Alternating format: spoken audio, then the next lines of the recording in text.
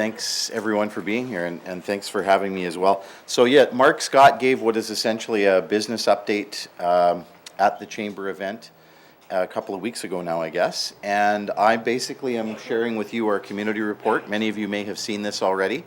And I do want to just say at the front end, I apologize for causing the rescheduling. Had intended to be here last week. I did manage to get into Thompson that day eventually, but by the time I did and got back to work very early in the morning, I wasn't sure I'd be fit for polite company, which some would argue I'm never quite fit for polite company, but on that particular day I was a little worn out. So I appreciate the reschedule and definitely happy to be here. So as Oswald said, I'm the Manager of Corporate Affairs and Organizational Development for VALE's Manitoba Operations, and I'm here to present our community report, our update to the communities in the region, on behalf of Mark Scott, our Vice President, and our over 1,400 employees. Also want to acknowledge at the outset that we are on Treaty 5 land in the traditional territory of Nissequoiset Cree Nation, and I think in carrying on from that, congratulate NCN on achieving urban reserve status. That was a long time in coming, so good for them. Just want to draw your attention to, if you happen to have an app on your phone, so if you take that little feedback card that you have in front of you that is a QR code scanner, don't panic if you don't have it. I'll have it up here, and it's maybe something you can work. I won't call anybody out for playing with their phone while I'm talking. I'm actually encouraging it. The one I have on my phone is just called QR Reader, and you can download it for free from the App Store. And if you scan it over the feedback card, I have one up here, there's that little code in the bottom. If you hold it over top of that, it will read it once it focuses, and it'll launch you directly to the report. So you'll have the report open on your phone, and you can do that on a tablet or on an iPad at home as well. And I'll talk a little bit more about why we do that and sort of what that's all about. But again, QR is the system that it uses, and there's a whole bunch of different apps that are free. I'm paid no royalty to endorse any of them, so you can choose whichever one you'd like. Most of them are free, and it'll scan it for you. So safety share at the front end, I think we're all absolutely mindful of changing conditions, and we want to be situationally aware. But the thing about that is we still continue to have a very high degree of slip and fall incidents. Many of us wait until after we take that first step to learn that conditions have changed. And often we learn that the hard way because we're laying on the ice, sort of nursing our wounds. So, you know, the thing that we've been saying lately at work around stop, look, assess, and manage the risk, SLAM, is that SLAM starts quite intentionally with stop. So my challenge for each and every person today, when you go to leave the building, because the fluctuating temperatures, the position of the sun could have changed since you came in here, that which was wet or easy to walk on may have changed. And I noticed actually kudos to the facility. The stairs are clear. Conditions look great out there when I came in, but may have changed when I leave. So open the door, stop, and have a look before you take that step. And if you are changing your behavior to manage the risk, also take the time to turn around and see who's coming behind you. If the conditions are inclement, then speak to the management and make sure that they clear those conditions for the next person. So some of that is often about leaving yourself time to care for others. We often schedule our lives so tightly that we don't leave time to care. But that care, that active, genuine care is so important for others. So again, you know, risk management starts with stopping and having a look. So really think about that. I'm going to share a little bit about our open house, which we just held this past weekend. We hosted a lighter version of our open house. It was sort of open house light. And the reason we did that is that we had the rather massive event that was our 60th anniversary celebration. And we had a public event, and we also had an employee event. So we felt like we didn't need to do it maybe on the same scale that we had done previously, but we still felt like we should sort of tick the box and say that, you know, the doors had been open and we had shared some information. And we know that we get lots of people through for the Valley Night with the North Stars, which happened on Saturday night. Happy to report that we had over 1,100 people pass through the door for the game on Saturday night. Clearly that was the right number to inspire the North Stars to pull off an overtime shootout win. I don't know if that means we have to increase our sponsorship, if we have to pay more for that. That was the first Valet Night win, so we were very proud of it. And on the occasion of the 60th was huge as well. We had our open house booth set up there, and we had several hundred cupcakes, 60 years proud cupcakes consumed. So I can say with confidence that a few hundred people at least passed by our open house displays and booths as the cupcakes were strategically placed near those displays. And as you're likely aware, acknowledge that we're joined by the City of Thompson today, that the City of Thompson announced that the TRCC will now be named the Valet Regional Community Center. Really happy with that. We appreciate it. It was unexpected, wasn't necessary, but it is obviously very appreciated. Yes, thank you. Should also say, so not only was the win was actually repeated on Sunday as well, so the momentum was carried through to the weekend, so good job to the Norman North Stars. At the open house, we invited feedback. We had copies of the report in poster form, and we had the displays from our 60th celebrations that had happened earlier in June. We also gave out emergency blankets, and in front of you is an emergency blanket. Those are great in the vehicle is one place, but I think particularly on the trails. So if you've got a sled or ATV and you've got that packed in there, they can come in handy in a whole bunch of different ways. So, make sure you give that to somebody who's out on the trails and can make use of it. And also provided we've really ramped up the donut draw today. We brought a roadside safety kit to enhance the donut draw. So you'll have donuts, you're on the side of the road, you'll be safe, and you'll have something to eat with the donuts, but heaven forbid that would happen. So I should also say that in terms of the presentation itself and sharing the information from the report, we can also give presentations to community organizations or in communities by request. We can certainly come and share that information. Obviously, as is evidenced by the attendance today, we're always on the minds of people, particularly as we move through a transition period. So, getting to the report itself. That's what it looks like. It was officially launched last week, mostly launched electronically. So whereas we used to print, I think initially we printed thousands of the reports and sent them around and had taken more of a paper approach, we've really gone to almost completely electronic. Couple of hundred paper reports are printed. And again, we can provide those if that's really the preferred means. I have been known to deliver within the city limits for people who prefer that and don't necessarily have smartphones or a QR reader, but still want the information. So there are copies available. Basically, they're printed on recycled stock, really to just reduce the footprint of the report itself, and mostly pushed through e-notice. So while we send a feedback card to every home in Thompson, every address in Thompson, and we work with the Juniper Center to deliver those, we also send it out electronically, probably to about 300 different people and organizations. Feel absolutely free to share it. If you do open it on your smart device, you can click on that little box and arrow at the bottom and forward it and share it with somebody else. The feedback is essential. So, while we get this out to thousands of people, we're usually in the hundreds in terms of the feedback that we get. So on the email push, there's a link to the survey, but if you'd like to complete the survey today while I'm talking or waiting, you can complete on the back. It rates us against our values and provides comments there. I can tell you that every single comment and bit of feedback is reviewed with the senior leadership team, and it does have an influence on decisions and programming in the future, right? It reinforces programming that we do have. I remember when we first launched our Northern Employment Strategy, it became, I heard some of those phrases that were shared on feedback cards repeated back as we were justifying continuing the investment in the program. So the feedback is important, the comments are appreciated. Compliments and constructive feedback alike, we like them both. So certainly it's welcome, and you could even drop that in the valet bag on your way out the door if you'd like today. So the cover art featured, of course, a contrast between the beginnings of our operation and our general office and the hanging of the valet sign. And of course, in the bottom right-hand corner in the yellow hat, that's Lovro Pollock. I don't know if anybody picked on that, up on that had seen the report. So I thought that was sort of fitting as well.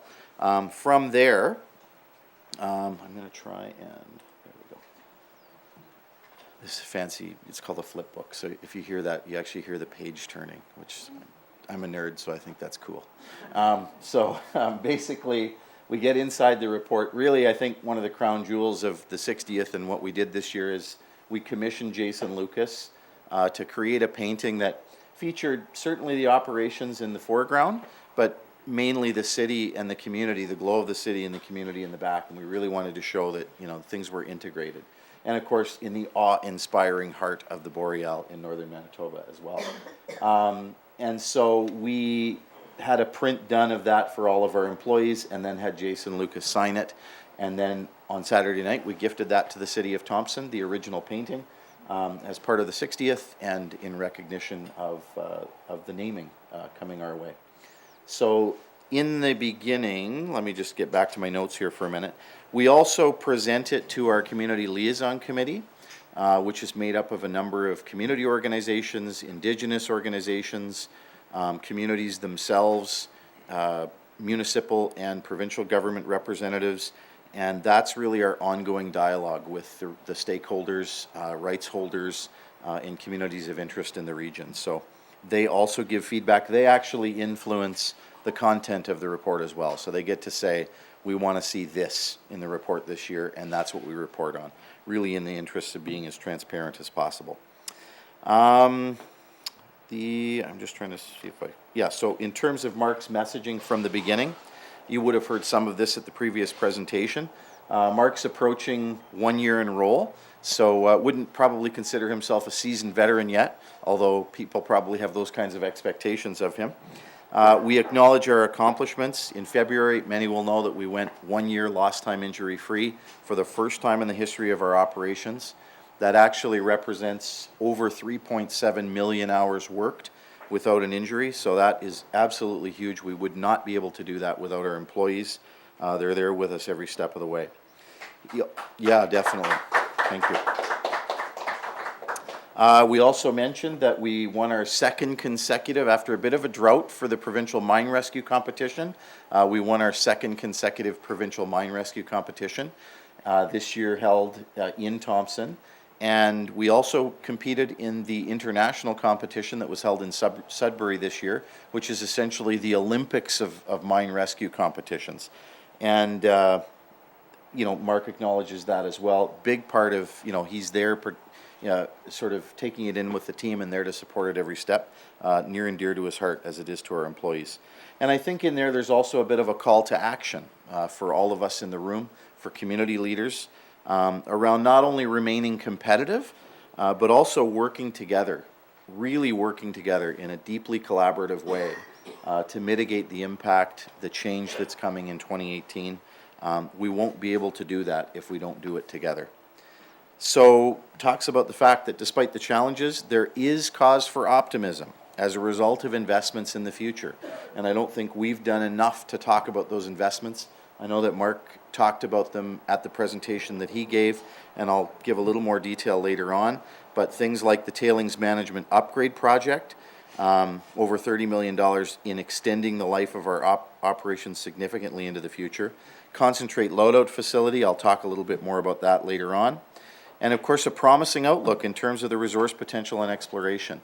You know, we drew the support of VALE's executive board in investments like the concentrate loadout facility at a remarkably challenging point in the market. So where other investments have been deferred, delayed, or declined, this is one that they're prepared to make based on the belief that there will be a return on the investment. And the return on the investment lives in the resource potential that continues to be in the ground.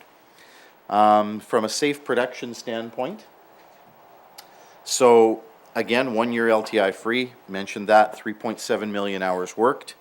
Mine rescue, provincial champions, so a little more detail in there about that. Our ongoing, you know, sort of journey towards zero harm, and you'll see the indicators and where we are at in terms of that journey.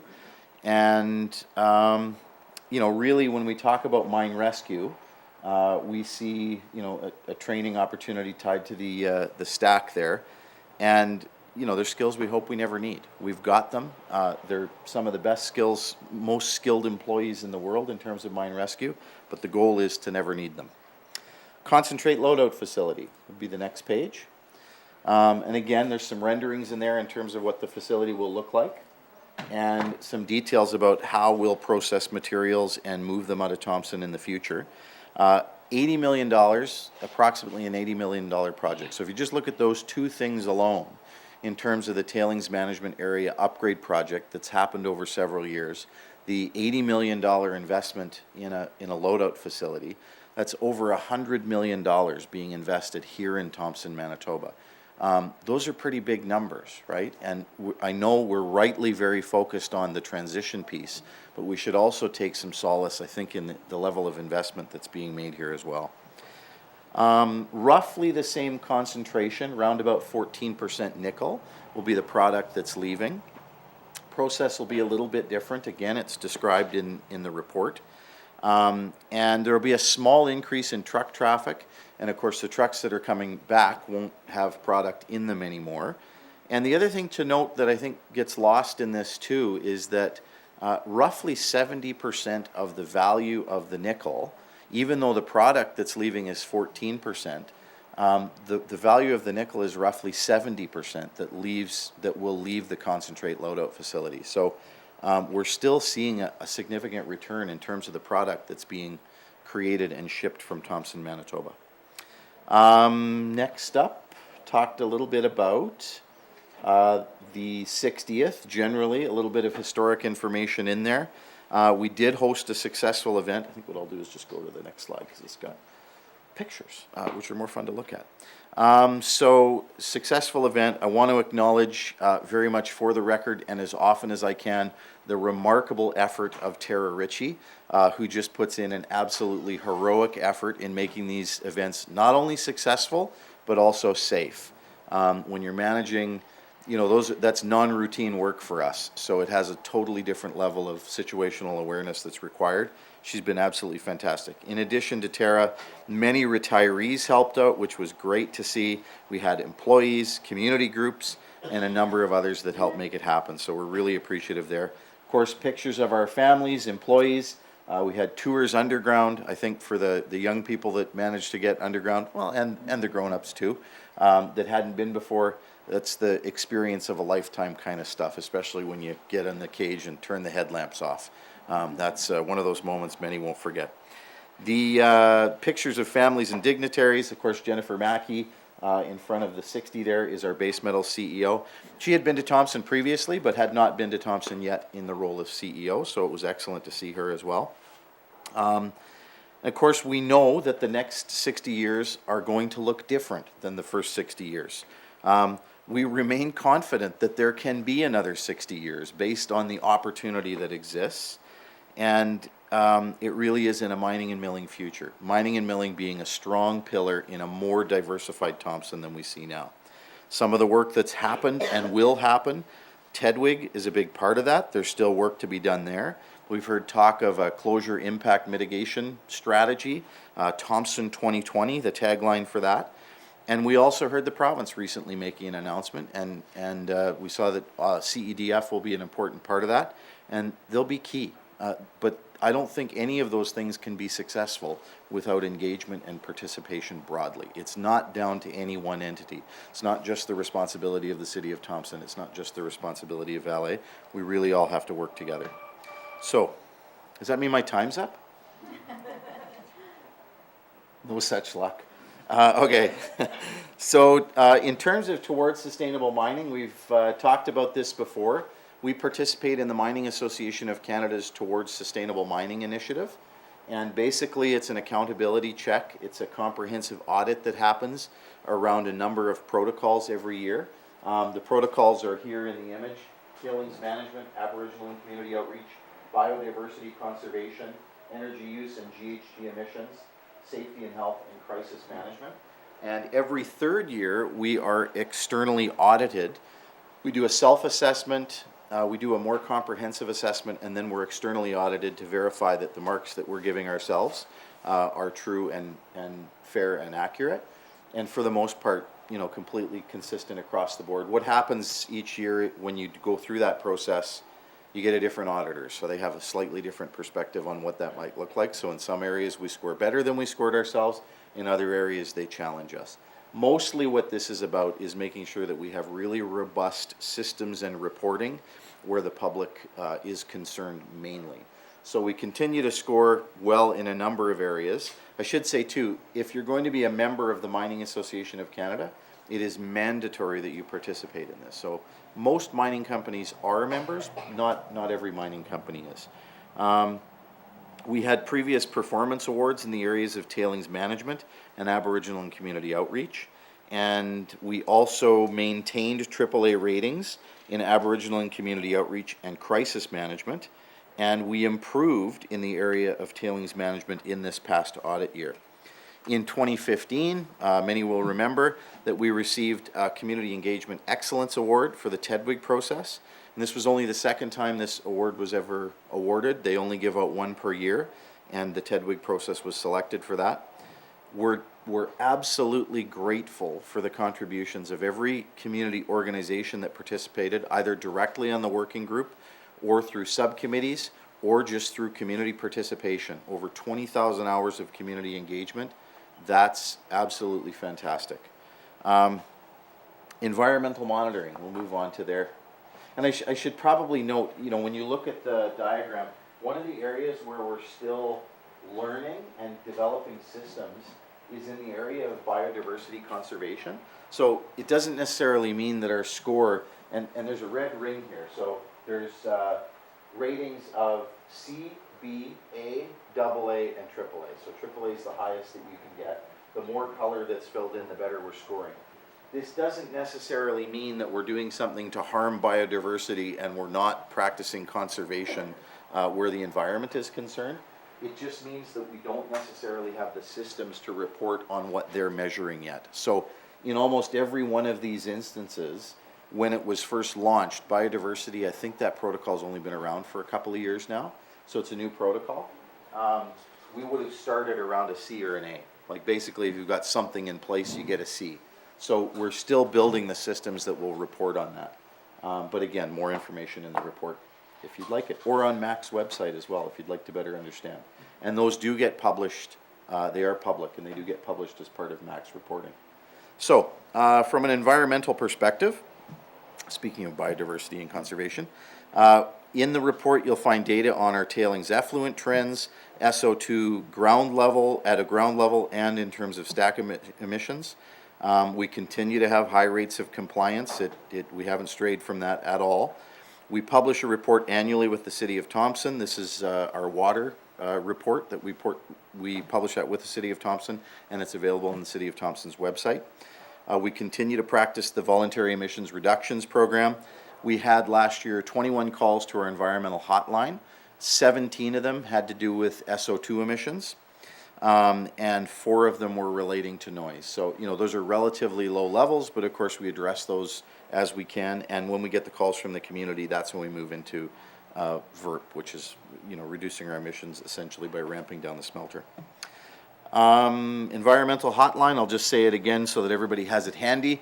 204-778-2888 is the environmental hotline. Any concerns that you have relating to the environment, or really for anything else for that matter, would get followed up. If it were outside of the environment, it probably would come my way. But happy to have people expressing concerns as they have them. Tailings management area. So basically, we overview here the $30 million upgrade project that is nearing its completion. Been happening over several years. Really, at any point, this project exceeds industry standards and regulatory expectations. And I know increasingly globally, there's more and more attention on tailings management, mainly because of incidents. So, we had a plan to exceed expectations from an engineering standpoint prior to engaging in the project, but we will continue to exceed those standards, even as the standards are being reviewed. And MAC is a big part of that work. So it's something we definitely pride ourselves on. The project itself will increase our capacity in the tailings management area without significantly increasing our footprint. And it will basically stretch out. It positions our operation to be operating for another 40 years. So, that's the kind of investment that we're making. Obviously, we have to remain competitive. Obviously, we have to continue to prove out the resource that's in the ground and attract investment from VALE. But we're positioning ourselves to be continuing to be mining and milling for a long time to come. Last slide, last page, and then I think I'll wrap up from there. Basically, our Northern Employment Strategy continues to be a great story to tell, in that we've hired 100%, and I think the number is well over 250 now, but 100% of our process operators and laborers, which is the bulk of the hiring that we do, have been hired from the north, from northern Manitoba. Our retention rates continue to be around 80%, which is as high as the rest of the workforce. And last year in 2015, over 40% of those hires self-identified as Indigenous. You know, historically, before we launched the strategy, I think we were running about 15% of our workforce self-identified as Indigenous. We're now running over 20% self-identified as Indigenous, because that is gradually tipping the scale in terms of our workforce representation that's, you know, more representative of the region. So, and notably, so, you know, the downside of this is that these are many of the people who will be re-entering the workforce in 2018.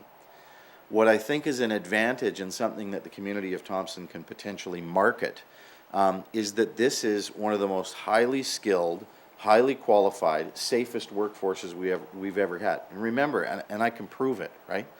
What we know is that we just went 1 year lost time injury free for the first time in the history of our operations. We did it with this workforce, right?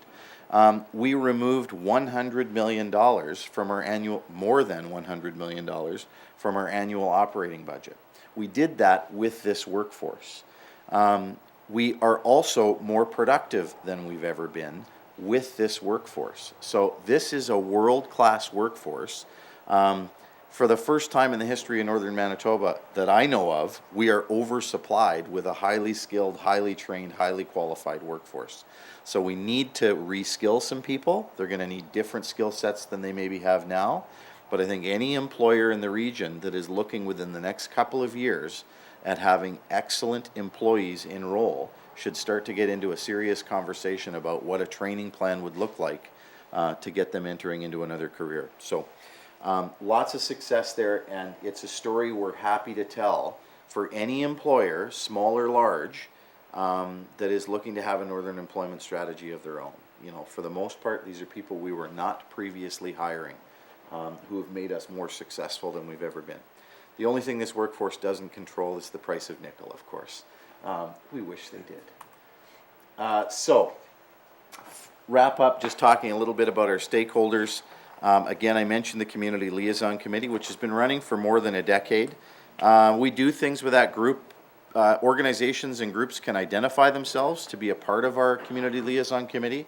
We can identify them, they can identify themselves to us.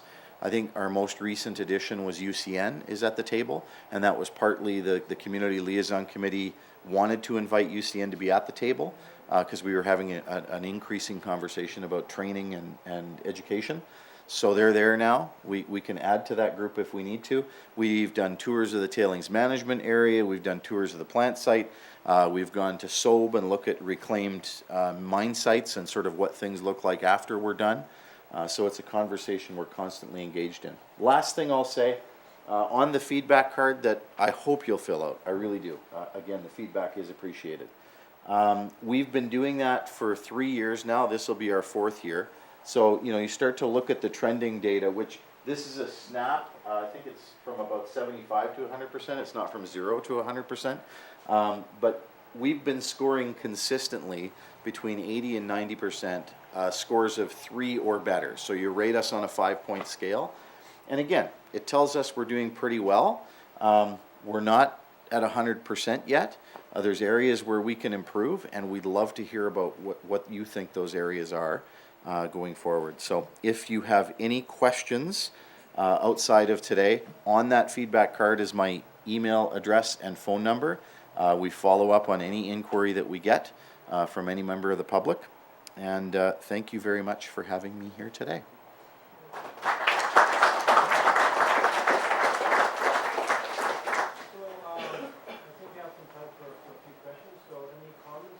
I was going to quote MLA Bindle. What was his line? If you have any questions, please keep them to yourselves. It's like, no, but please do.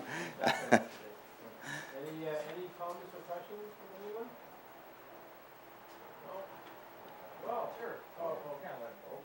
Yeah, I was, wow. I was